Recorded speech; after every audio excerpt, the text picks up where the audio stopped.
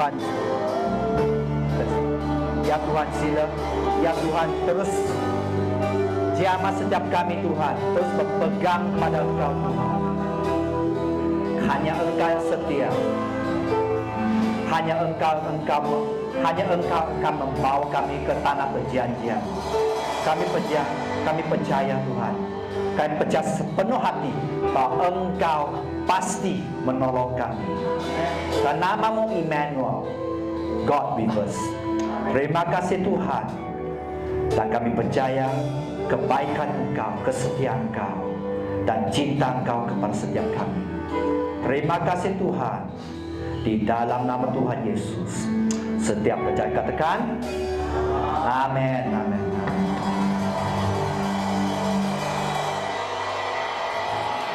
Shalom, welcome to church everyone. Ya, selamat petang semua. Selamat petang pasukan Kristus, ya. Selamat petang. Shalom. Shalom.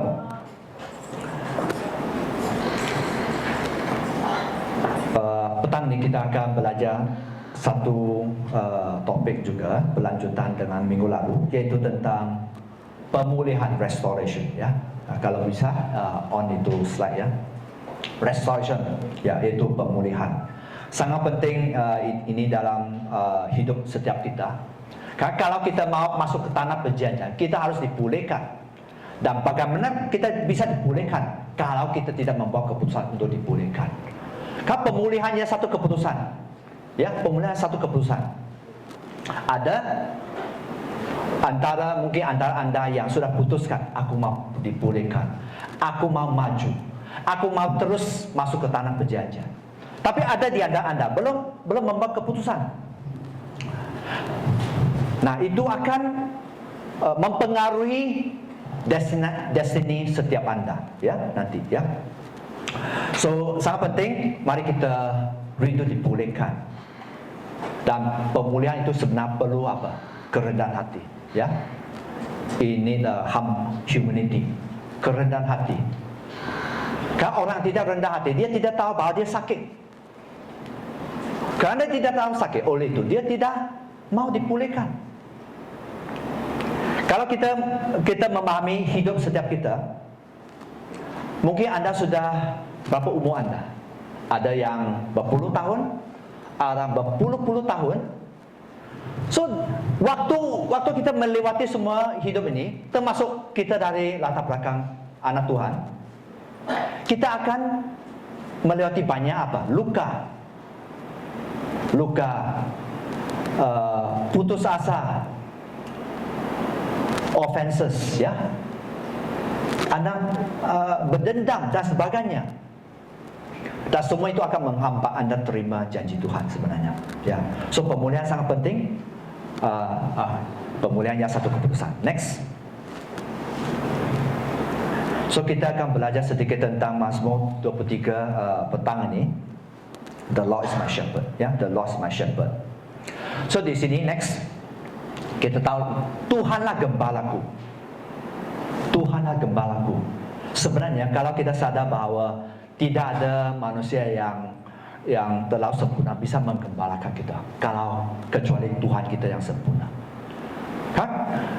Baik-baik seorang pemimpin atau pastor dan sebagainya, kita masih manusia. Manusia memang akan ada dosa, akan ada kelemahan kalau dibandingkan dengan Tuhan Yesus, ya. So, mari kita menjadikan Tuhan Yesus gembala kita, ya.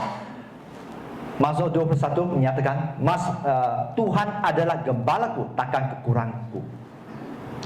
Yang ini sebenarnya sangat sederhana, dan saya percaya itu belum sempat menangkap yang seutuhnya. Artinya tidak kekurangan aku, bisa berbicara tentang apa? Segala keperluan saya maksud terpenuhi. Ada kala kita hanya mengejar apa? Keperluan, jawaban doa. Tapi kalau kita melihat the Message Bible kata, God is my shepherd, I don't need a thing. New King James kata, the Lord is my shepherd, I shall not want. Artinya apa? Saya tidak mau apa-apa. Bukan di mana kita mengejar sesuatu, tapi Kalau orang sudah mengalami Tuhan, Tuhanlah segala-galanya. Kita sangat tahu bahwa Tuhan bisa mencukupi. Tapi itu yang bukan kita mengejar. Kalau kita hanya mengejar sesuatu, hanya mengejar jawaban doa dan sebagainya, sebenarnya it's very shallow. Anda belum kenal siapa Tuhan Anda. Kalau Anda sudah menangkap hati Tuhan, you get everything. Matius pasal 6:33 menyatakan, carilah dahulu kerajaan Allah dan kebenaran, semua akan dibagi, semua. Tapi kita sebagai anak Tuhan, seringkali kita hanya mengejar janji Tuhan. Tidak salah. Mengejar Tuhan menjawab doa, mengejar suatu Tuhan sembuhkan, pulihkan dan sebagainya. Mengejar ada terobosan, it's not wrong. Tapi kita hanya mengejar sesuatu di mana ada batasnya.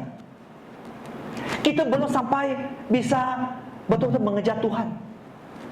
Dia sebenarnya segala-galanya. Dan saya berdoa bahawa marilah Anda menjadikan the Lord is your shepherd, Tuhan gembalamu, I shall not want. Saya tidak mahu sesiapa pun. Saya tidak mahu sesiapa pun. Kamu manusia sebaik, apakah suami, isteri, apakah teman, apakah pacar dan sebagainya. There's a limit. Atau orang tua dan anak, ada limit. Kasih ada limit. Pertolongan ada limit. Dan hanya Tuhan saja. Mari kita belajar, ya, bahwa kita kejar Tuhan. Anda kejar Tuhan, Anda dapat semuanya. Anda akan dapat semuanya. Tapi kalau Anda hanya kejar jawaban doa, itu ada limit. What's next? Tuhan jawab, contohnya, Tuhan sudah memberkati Anda dengan pekerjaan lebih baik. So, what's next? Tuhan sudah memberi Anda pasangan hidup. So, what's next? Kan kita sudah, contohnya kita sudah mendapat pekerjaan baik, ya. Pekerjaan baik tidak berarti bahwa tak ada tantangan. Dan pekerjaan kalau itu bukan Tuhan, itu akan membawa Anda menyimpang dari jalan Tuhan, destinasi yang Tuhan tetapkan. Contohnya, ya. So mari kita sadar bahwa sebenarnya Tuhan segala-galanya. So di sini kita mau belajar satu perkataan, yaitu El Shaddai. Tuhan, salah satu nama Tuhan yang El Shaddai, ya. El Shaddai sedang biasa dikaitkan, ya. Jangan masuk dulu, jangan buka dulu, ya. El Shaddai sebenarnya saling dikaitkan dengan kesuburan dan berkat perjanjian, ya. So be fruitful and multiply. Tuhan berbicara kepada Abraham, Ishak, Yakub, engkau akan beranak cucu dan bertambah banyak. Bahkan ketika hal itu seperti mustahil, tapi dengan Tuhan tiada mustahil. For God nothing is impossible. Kedua bagian yaitu El Shaddai berbicara tentang Tuhan mampu melakukan hal yang mustahil. Siapa mau Tuhan melakukan hal mustahil dalam hidup Anda, angkat tangan. Tak banyak, kurang dari 10%. Tuhan mampu melakukan hal yang mustahil. Bahkan semua badai hidup Tuhan bisa redakan. Tuhan bisa pulihkan hati Anda. Kan seringkali mengapa kita mengalami badai, karena kita belum surrender, kita belum serah sepenuh kepada Tuhan. Kita masih bergumul sampai bertinju. Kita masih berperang secara fisik. Kita bukan berperang dalam kuasa Tuhan. Ya. So mari kita belajar bahwa Tuhanlah gembalaku, I shall not want. Saya tidak mahu sesiapa pun. El Shaddai. Next. So sebenarnya Tuhan ialah God Almighty, Tuhan Maha Kuasa, ya. El Shaddai berarti Tuhan Maha Kuasa, di mana kuasa Tuhan, kekuatan Tuhan tidak terbatas. Kuasa Tuhan tidak terbatas, kekuatan Tuhan tidak terbatas. Siapa mau menerima kekuatan dari Tuhan, angkat tangan. Amin, amin. Kuasa Tuhan tidak terbatas. Oleh itu, mari kita cari Tuhan. Kan kuasa Tuhan tidak akan disalurkan kepada sesiapa pun saja. Kalau kita belajar tentang hidup hamba-hamba Tuhan yang di mana Tuhan pakai dengan sangat luar biasa, Itu tidak disalurkan untuk semua orang, semua hamba Tuhan. Hanya disalurkan kepada mereka bisa dipercaya. Can be trusted. Can be trusted. So kalau kita mau menerima kekuatan yang dari Tuhan, kita harus bisa be trusted by God. Tak ada bos yang akan memberi kepercayaan sepenuhnya kalau dia tidak bisa mempercayai seseorang. Tak ada. Ya, He's God Almighty. Kekuatan Tuhan luar biasa. Kedua, El Shaddai berarti juga all sufficient one. Arti Allah yang maha mencukupi. Tuhan lebih cukup untuk memenuhi setiap keperluan, yang menunjukkan kecukupan yang Tuhan yang mencukupi kesemuanya. So ini kita semua sadar sebenarnya, mengapa kita berdoa? Karena kita mahu Tuhan mencukupi.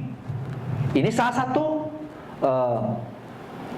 karakter ya Tuhan, di mana Tuhan pasti mencukupi.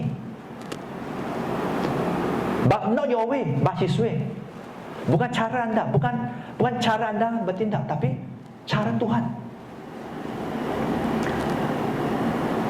Sering kita bergumul kerana apa? Cara kita, my way. Oleh itu kita akan terus bergumul. How long? Oleh itu, ada kala anda akan melihat bahawa dalam hidup ya, di mana orang sampai bankrupt baru cari Tuhan. Mereka sudah kangga tahap keempat baru cari Tuhan.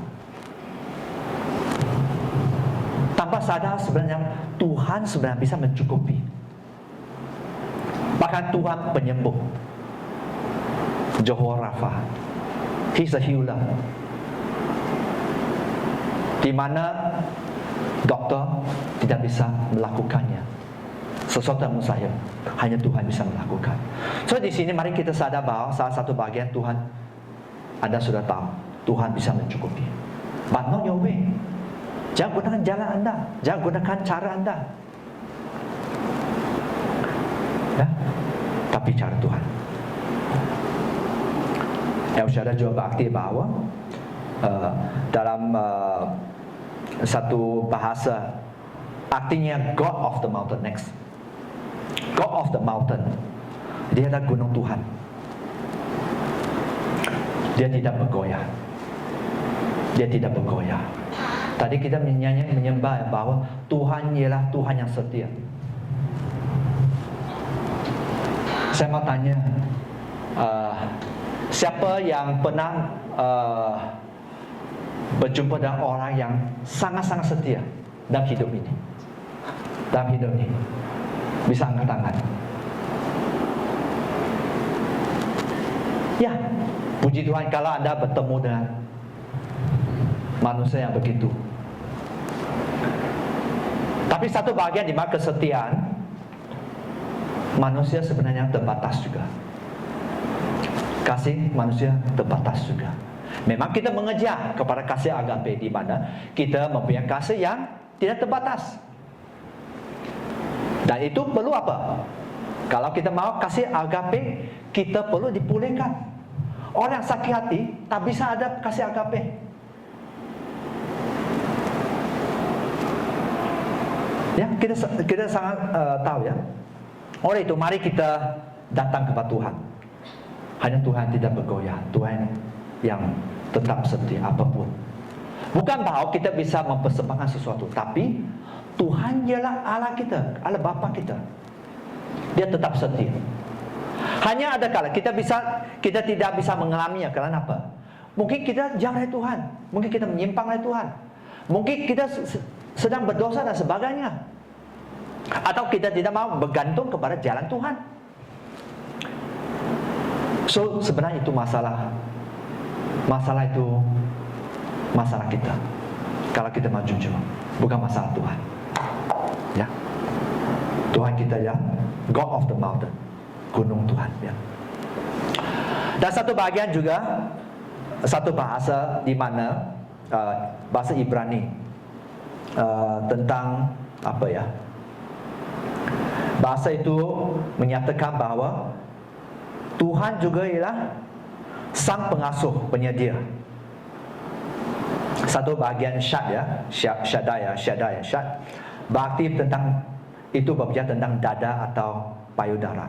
Ia berbicara tentang apa? Aspek di mana ada Tuhan sangat penuh dan kasih sayang kepada setiap kita.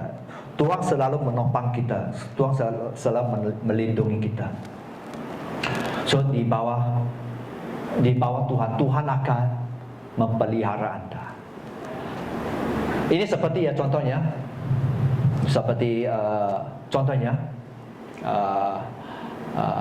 apa ya, ayam betina ya, ayam the mother hen ya. Ayam betina dia akan menjaga anak dia. Kalau ada apa-apa musuh, binatang dan sebagainya, dia akan menjaga anaknya. Kalau anak bersama dengan dia, betul. Tapi kalau anda lari dari tudung Tuhan, ya siapa yang jaga?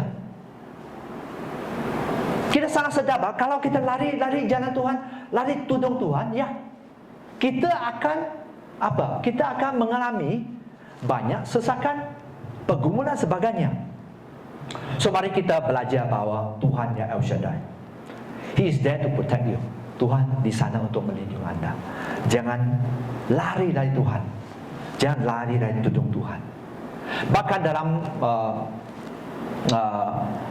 gereja kami mendorong, tak ada gereja sempurna, tapi jangan lari keluar. Bahkan ada orang kalau keluar tidak lagi beribadah. Kita harus tahu bahwa iblis tak akan fokus kepada orang yang belum kenal Tuhan. Dia akan fokus kepada anda.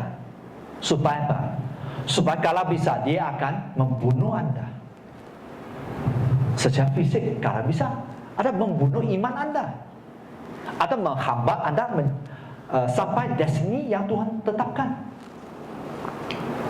Yohanes 10:10. Ya, so mari kita sadar bahawa Tuhan sebenarnya akan melindungi.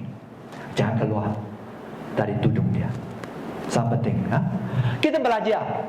Di sini saya mau anda sadar bahawa setiap kita dalam perjalanan iman. Kalau anda sadar, puji Tuhan, masih ada kesempatan. Kalau anda tidak sadar, wow, tidak bisa ditolong. Itu anda harus sadar bahwa anda perlu Tuhan. Without God, we are nothing actually. We are nothing without God. Bahkan keselamatan, kita akan di neraka nanti. Ya. So next, salah satu nama Tuhan ialah El Shaddai, God Almighty, Tuhan Maha Kuasa, Allah yang Maha mencukupi. Dia gunung Tuhan, tidak tergoyah. Kuasa Tuhan tidak tergoyah. Anda bergantung pada Tuhan, Anda tak akan goyah. Dia juga akan melindungi anda, menyediakan keperluan anda. So sangat penting ya, saya berharap anda bisa tangkaplah. Jangan hanya mengejar jawapan doa saya. Mari kita mengejar Tuhan. Kalau anda sudah encounter with God, kalau anda sudah mengalami Tuhan, you get everything. Dan mengapa Raja Daud bisa menulis Mazmur 23? Karena dia mengalami Tuhan. Dia tahu Tuhanlah gembala dia. Orang tua dia tidak peduli dia.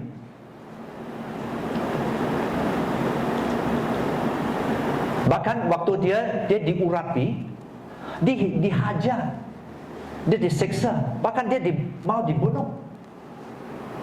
Nah, inilah raja yang mengalami Tuhan. Mari kita belajar sungguh-sungguh di mana Tuhan sebenarnya gembala kita. Tuhan adalah gembalaku.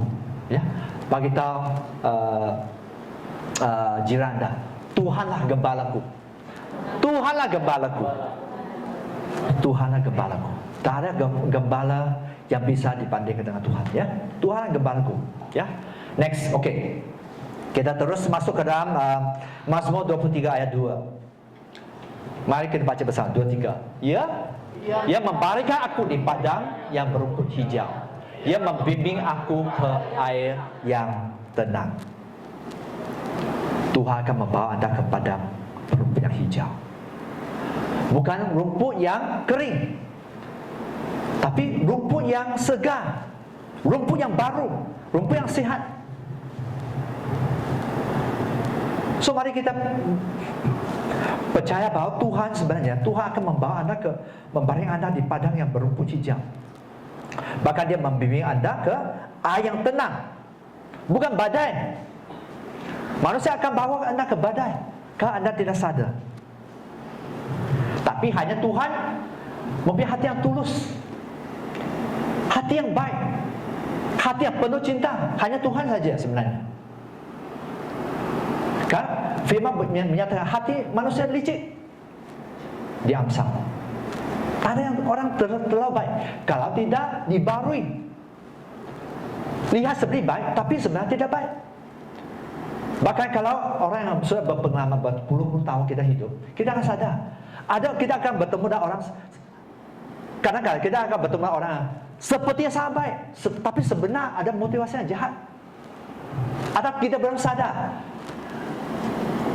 Ada kala kita akan bertemu dengan orang baik kerana masih beruntung. Tapi kalau tujuan itu sudah tak ada, ya ini muka kita akan berubah menjadi monster. So kita sadar ini tentang psikologi bahawa manusia harus dibarui. Kalau tidak dibarui memang jahat, hati jahat. So Tuhan akan membimbing aku ke air yang tenang, a resting place, ya, a quiet, peaceful place, tempat yang di mana anda bisa beristirahat, tempat yang tenang, penuh damai sejahtera. Di mana Tuhan bawa anda pasti damai sejahtera, pasti tenang, pasti tempat yang baik, pasti, ya, pasti. So mari kita ikuti jalan Tuhan. Jalan kita tak semestinya yang baik, yang tenang, kan? Kalau kita manusia, ya, siapa yang belum pernah memberontak terhadap Tuhan, angkat tangan. Siapa yang pernah memberontak kepada Tuhan, angkat tangan. Saya angkat tangan dulu. Saya tahu juga, saya tahu diri juga. Kita pemberontak sebenarnya. Oleh itu mengapa firman kata hati kita licik, hati kita jahat. Orang yang belum dibarui, kita bisa sangat tidak berkenan di mata Tuhan. Ya, so mari kita tahu bahawa sebenarnya kita pemberontak. Ada kala kita pemberontak yang sangat handal, ya kan? Kalau kita jujur. Okey, kita masuk ke Mazmur ayat 3, ya. Mari kita baca bersama, 2, 3. Ia menyerahkan jiwaku, yang menuntut aku di jalan yang benar oleh kerana nama-Nya.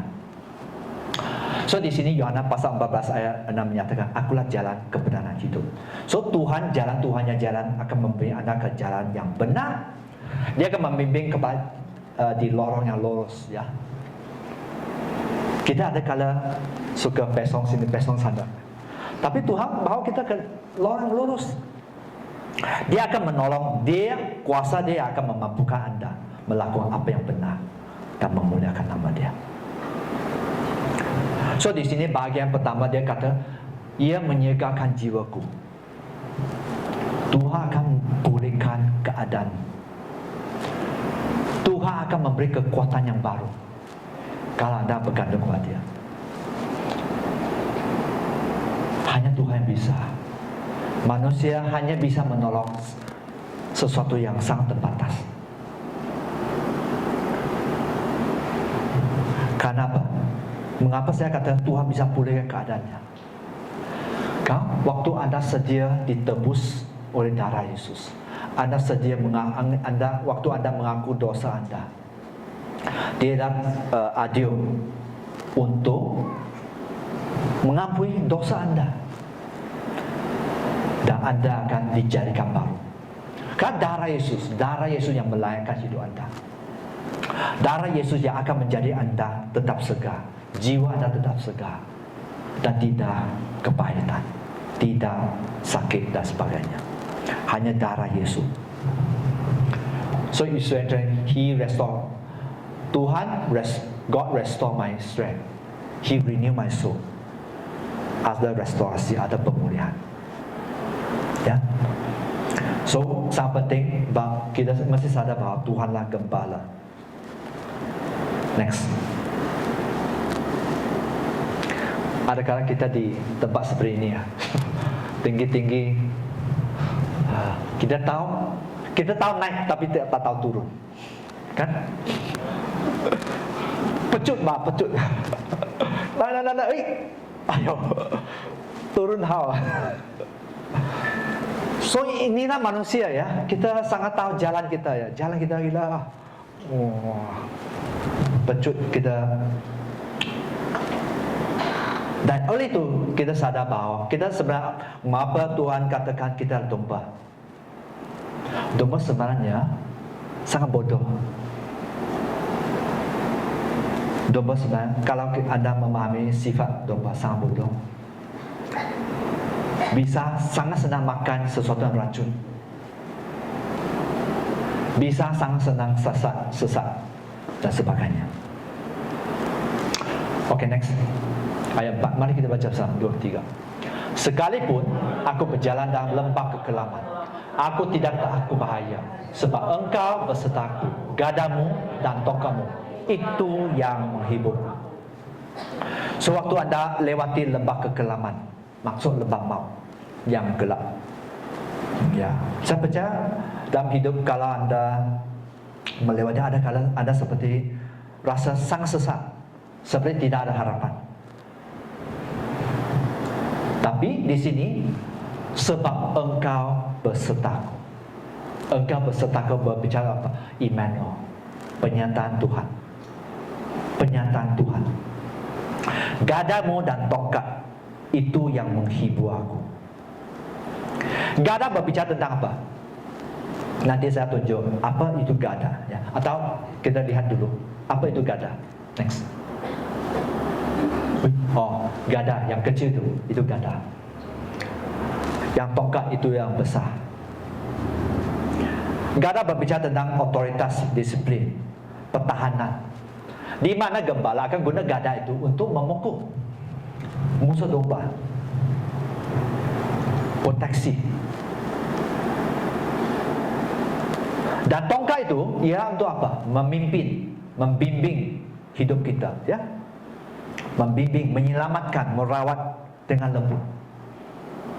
Ini contohnya, dia sudah salah jalan, kita sudah salah jalan, Tuhan akan bawa kita balik. Tuhan akan bawa kita balik.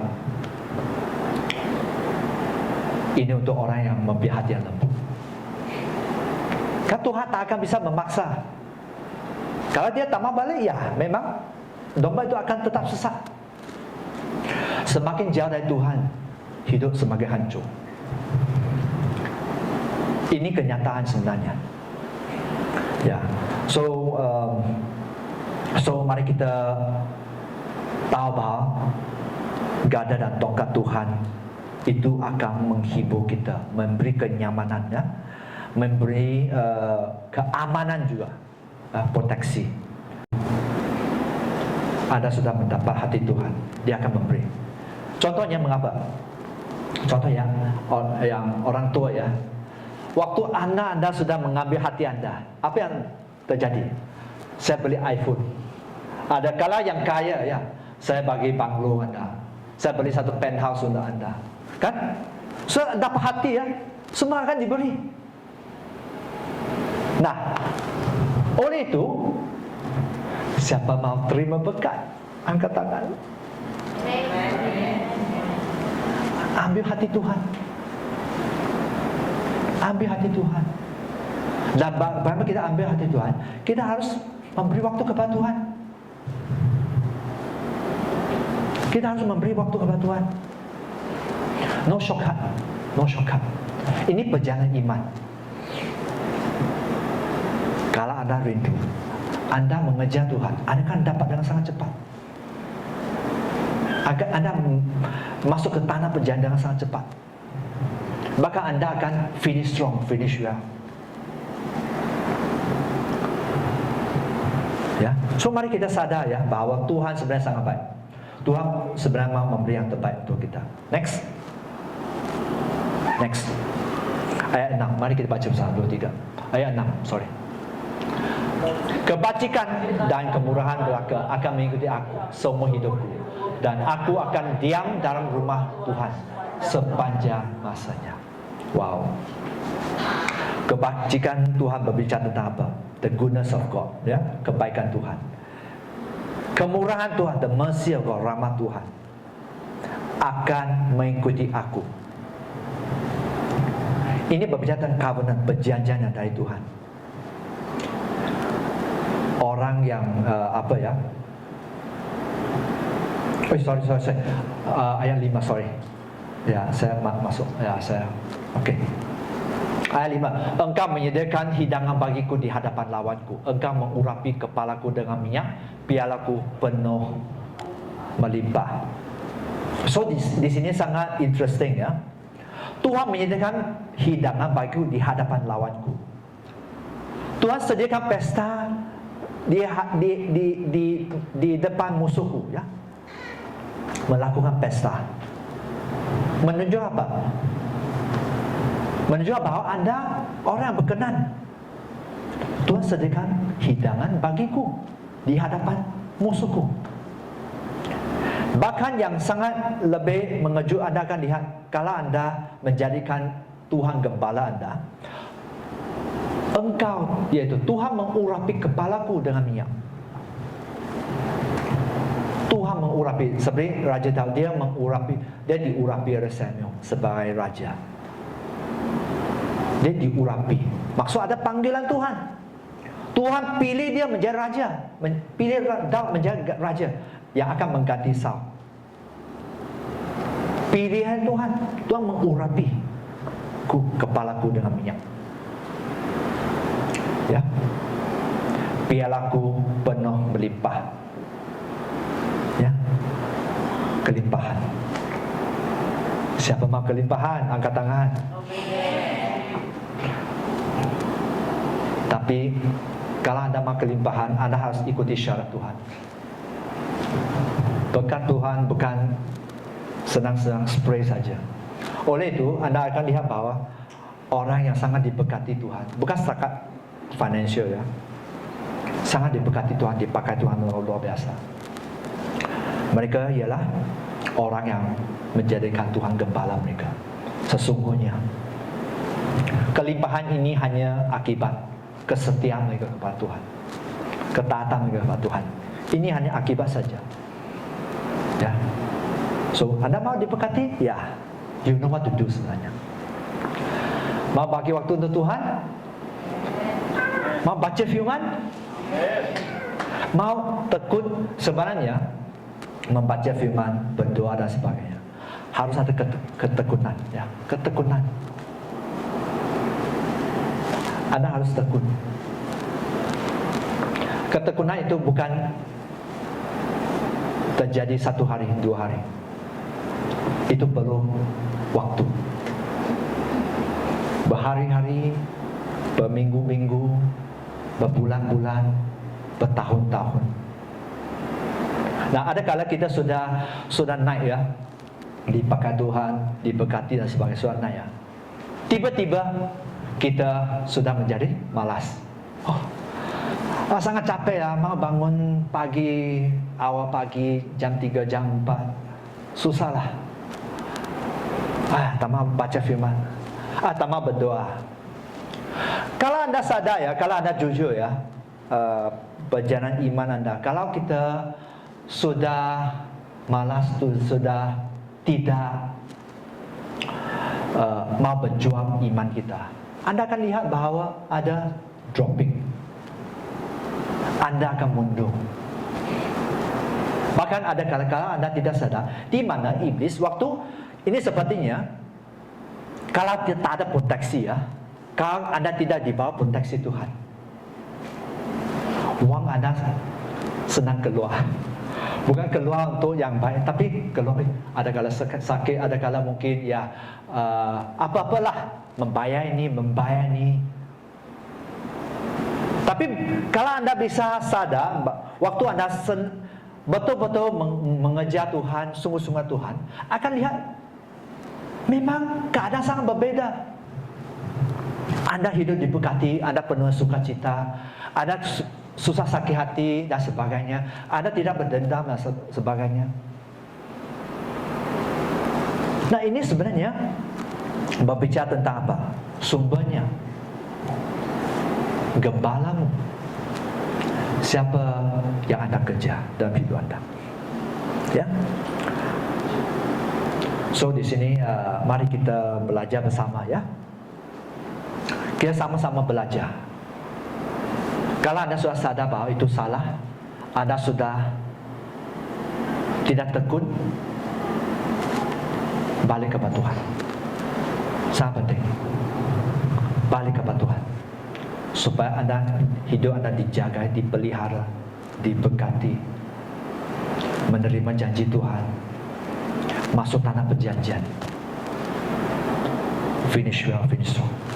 Ayat 6, saya baca saja. Kebajikan kemurahan Tuhan akan mengikuti aku semua hidupku, ya, dan aku akan diam dalam rumah Tuhan sepanjang masa. So kebajikan berbicara tentang kebaikan Tuhan, kemurahan, God's mercy, ya, God, rahmat Tuhan itu akan mengikuti aku semua hidupku.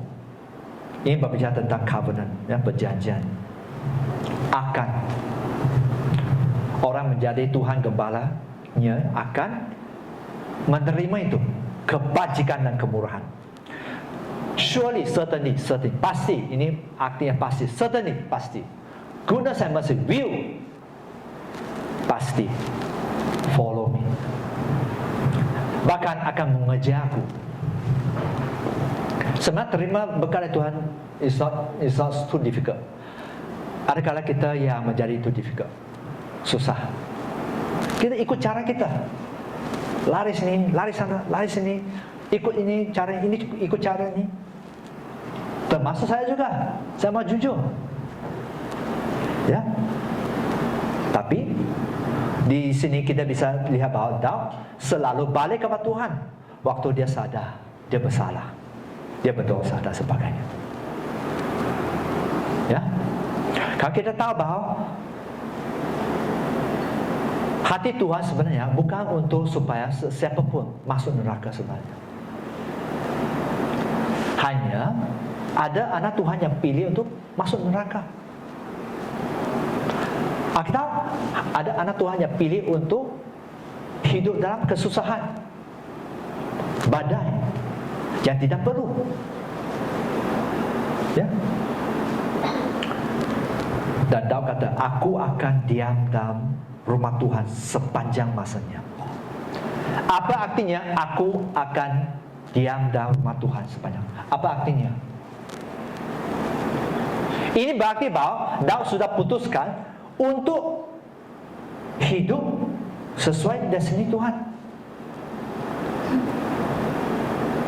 Daud sudah putuskan untuk ikut jalan Tuhan, kehendak Tuhan. Daud sudah putuskan. Oleh itu dalam hidup ini, kalau kita tidak putuskan buat keputusan, bahkan keputusan komitmen kepada Tuhan, Anda akan terus lewati banyak badai, kesusahan, kehancuran yang tidak perlu. Orang yang berumur, ya, Anda bisa tanya orang yang sudah berumur, perjalanan iman mereka. Waktu mereka setia, hidup diberkati, dijagai. Tidak semestinya bahwa mereka sekarang mempunyai banyak hidup yang begitu kelimpahan. Tapi ada perkenan Tuhan, ada penyertaan Tuhan, Emmanuel, God with you. Dan satu kali, waktu Tuhan lihat bahwa sudah waktunya, dia akan mengangkat Anda dengan sangat luar biasa. Dia akan mengangkat Anda.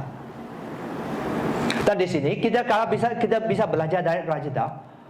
Raja sudah berputus, aku akan diam dalam rumah Tuhan sepanjang. Maksud dia tak mau keluar dari hadirat Tuhan. Dia tidak mau keluar dari jalan Tuhan. Dia hanya kata, apa ya? Kehendakmu terjadi. Kehendakmu terjadi. Siapa bersedia katakan, kehendakmu terjadi Tuhan? Angkat tangan. Kehendakmu terjadi. Panas itu panas tau. It's not easy.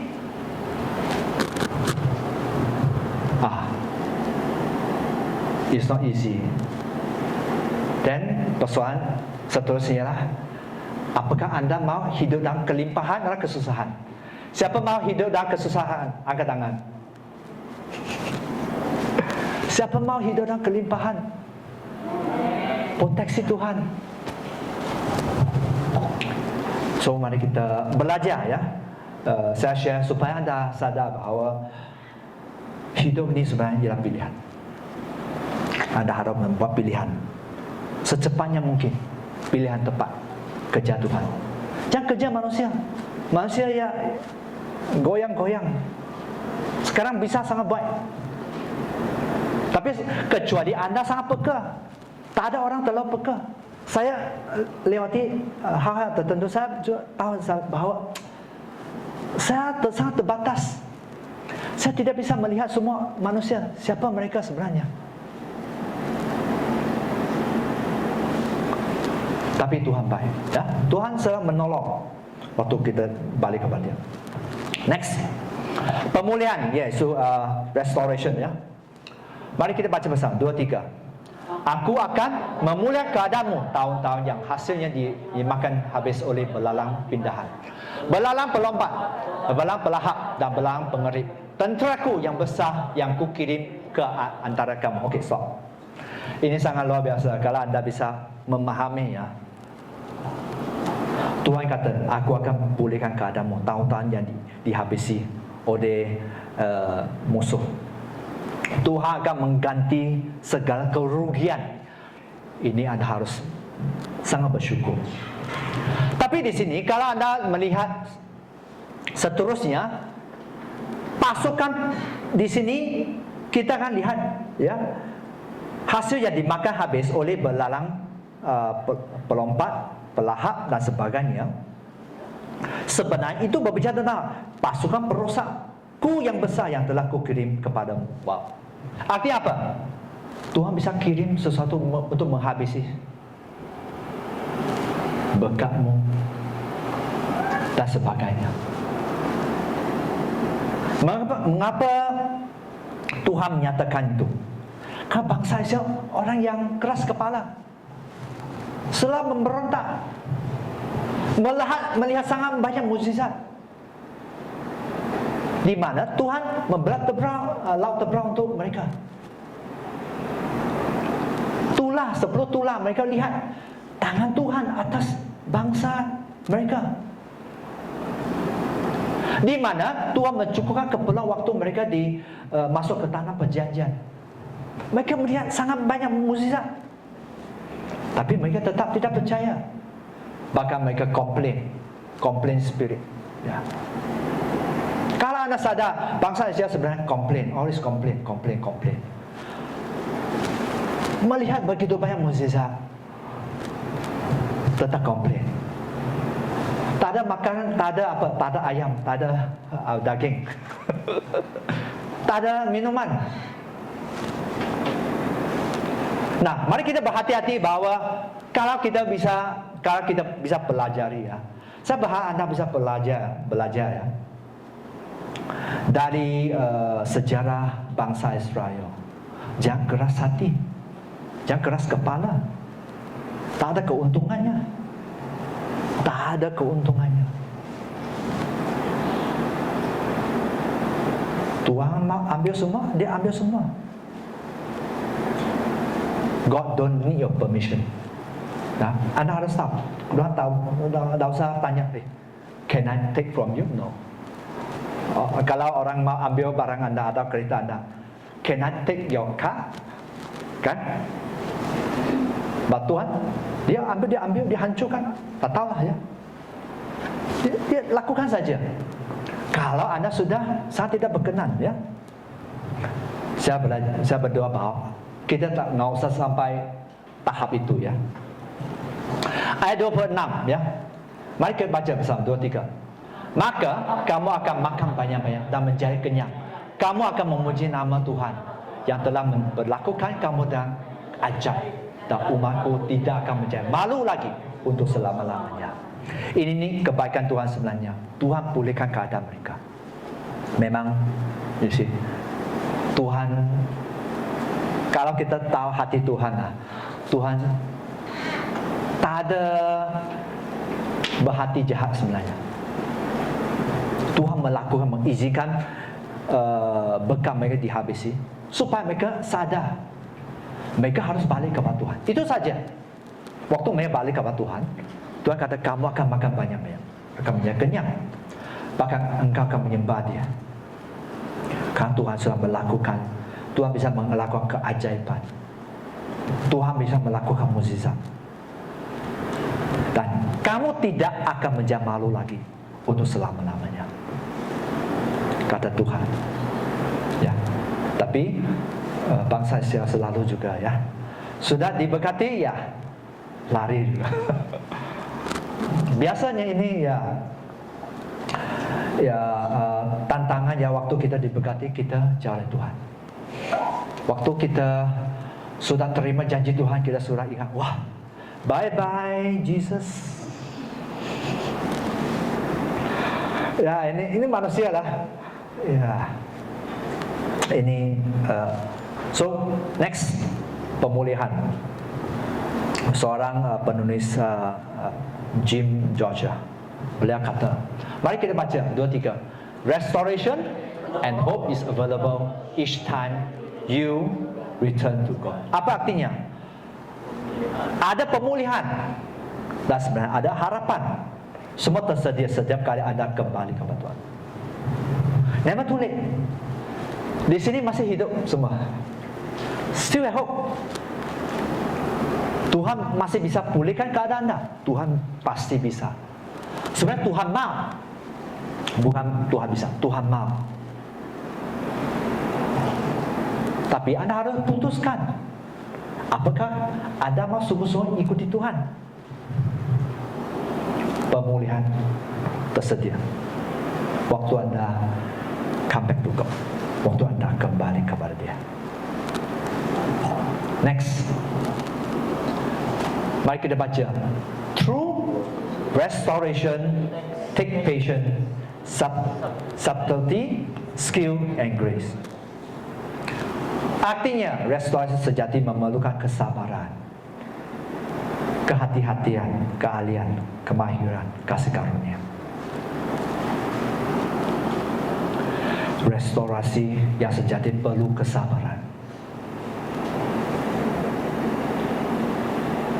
Siapa mau dipulihkan, angkat tangan. Siapa mau dipulihkan Tuhan? Dipulihkan apa yang sudah dicuri iblis?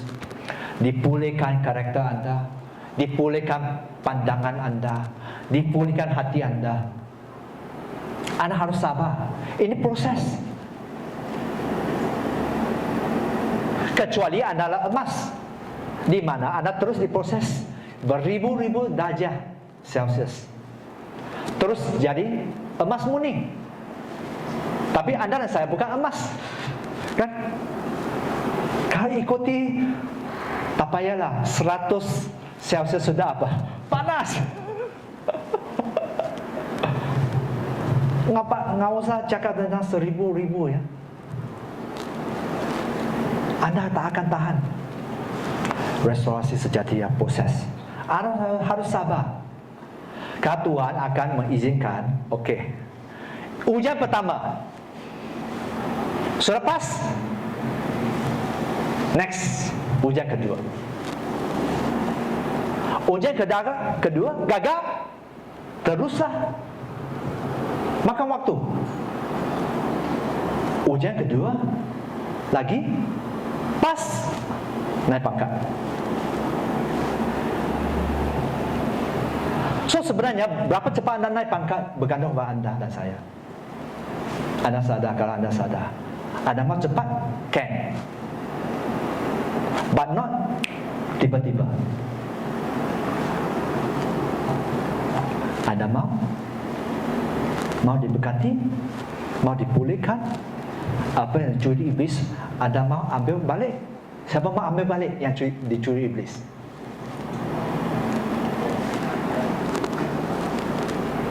Sabar, tekun, ikuti Tuhan, belajar sungguh-sungguh. Kalau Anda sungguh-sungguh Tuhan, Anda akan cepat proses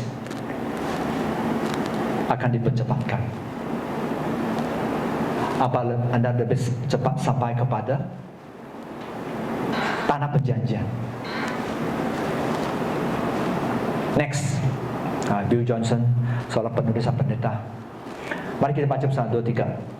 Whenever God restore something, He restore it to a place greater than it was before.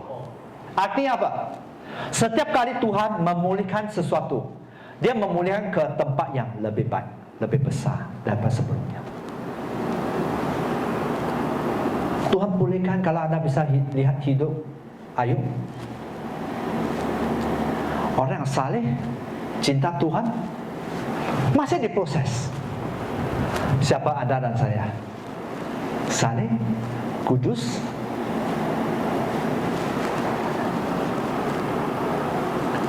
dan Ayub waktu dia dipulihkan double porsi, dia terima double porsi, berkat anak dan sebagainya.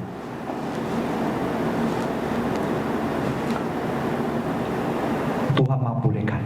Next, pemulihan. Kembali kepada Tuhan. Mari Anda mau dipulihkan, kembali kepada Tuhan. Dan ini memerlukan kerendahan hati.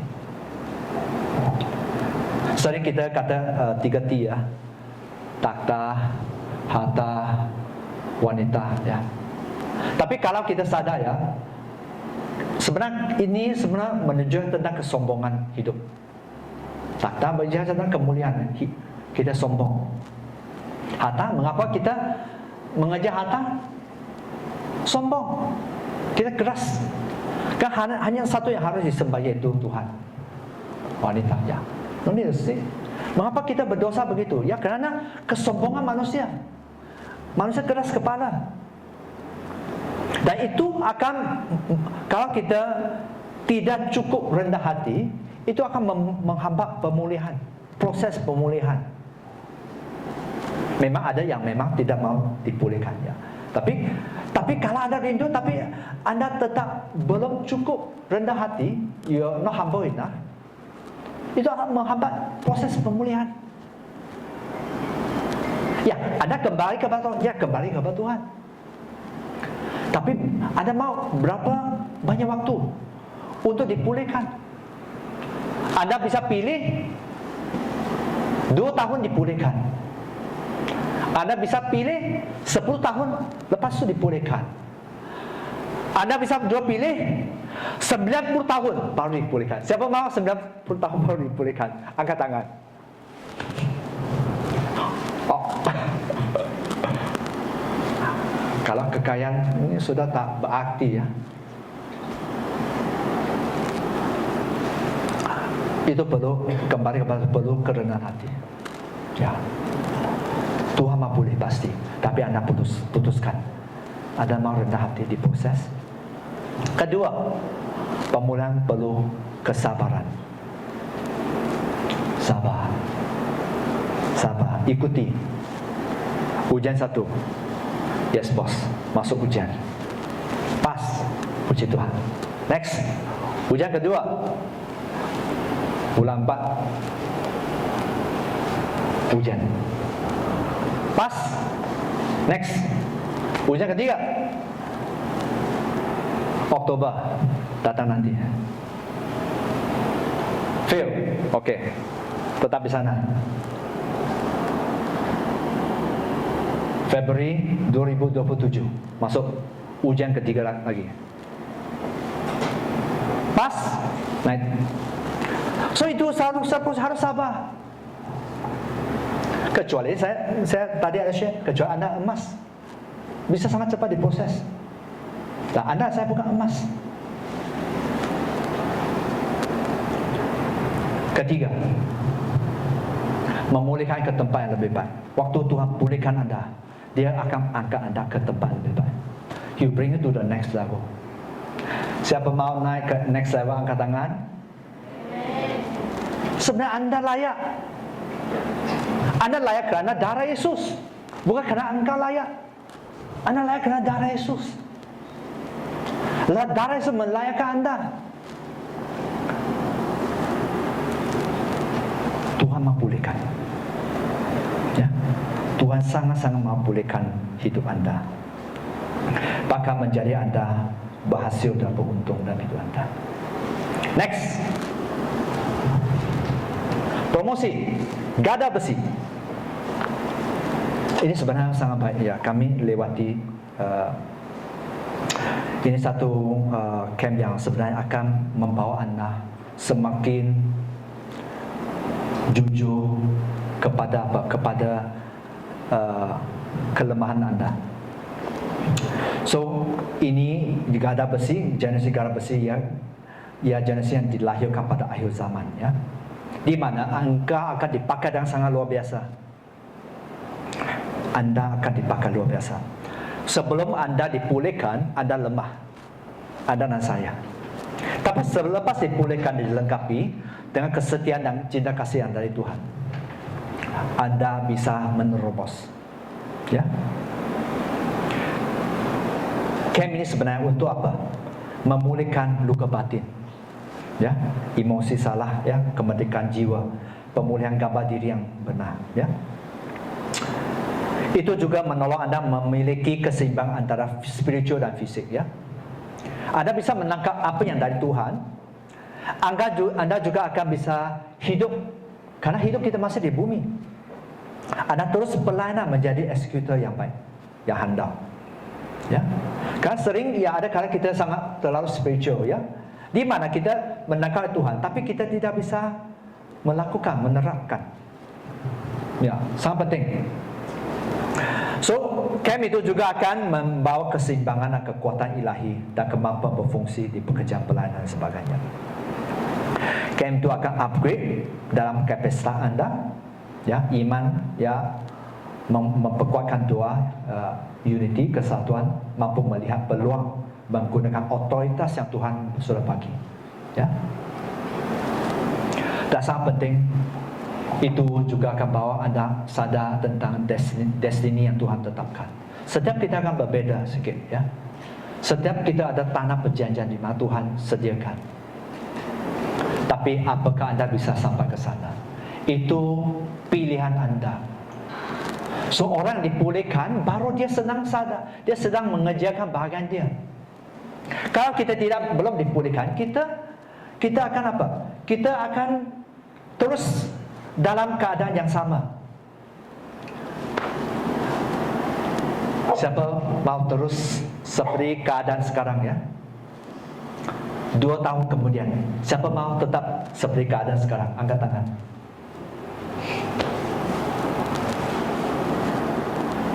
Sangat cepat lah, 2 tahun sangat cepat sih. Ada yang lama.